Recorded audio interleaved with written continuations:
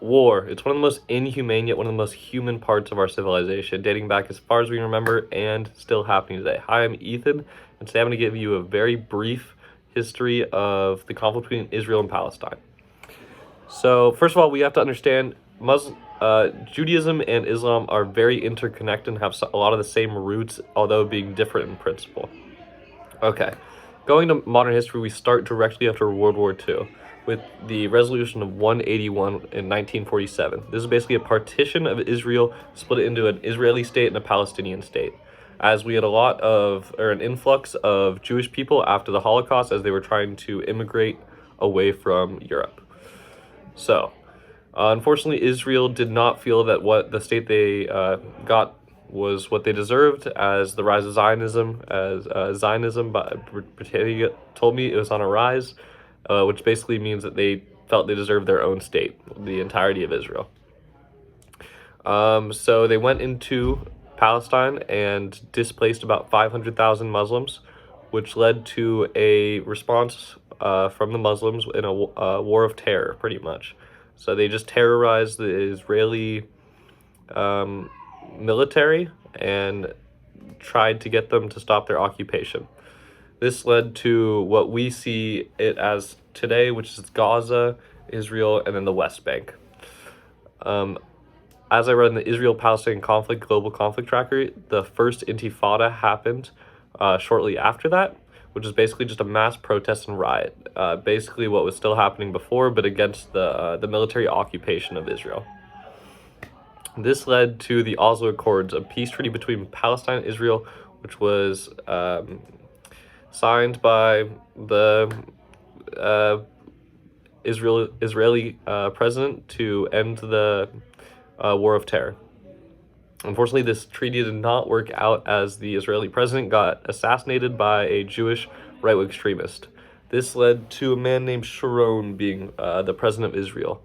Sharon, as was said in the PBS NewsHour with John Yang, was a military man. He took what he wanted. So early into his career, he led a march on the Temple Mount, which is basically a very holy place for both Muslim and Jewish people. And he basically just claimed it as his.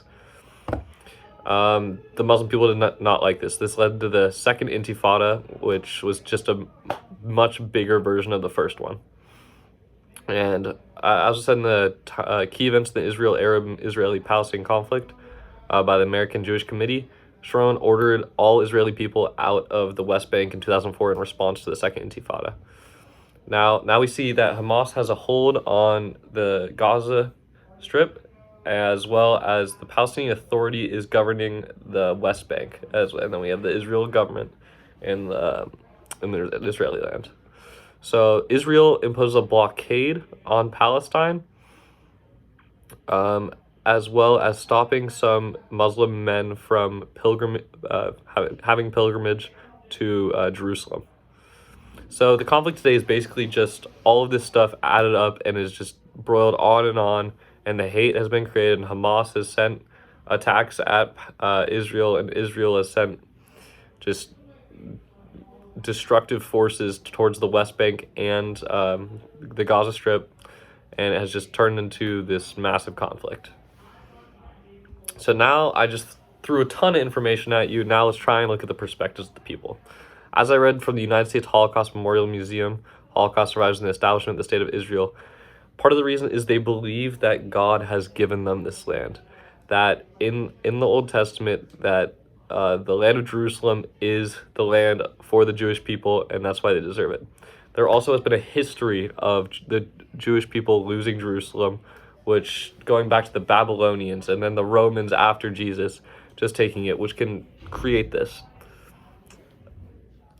Now, for the Palestinian perspective, they helped the British people to beat the Ottoman Empire in World War I, which makes them think that they deserve some sort of recognition or land, but they were not given it. Now, they also were displaced. 500,000 Muslims were taken out of their homes, made homeless, or got sent to other Arab countries neighboring. So So put these together, I'm not saying who is right or wrong. I just wanted to inform people of this long ongoing conflict. I don't believe there will be any resolution soon, as this has just been going on for too long, and it is difficult to be so close to the people you're in conflict with.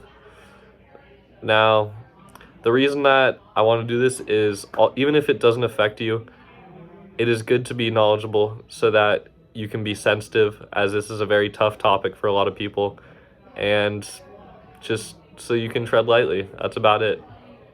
Thank you.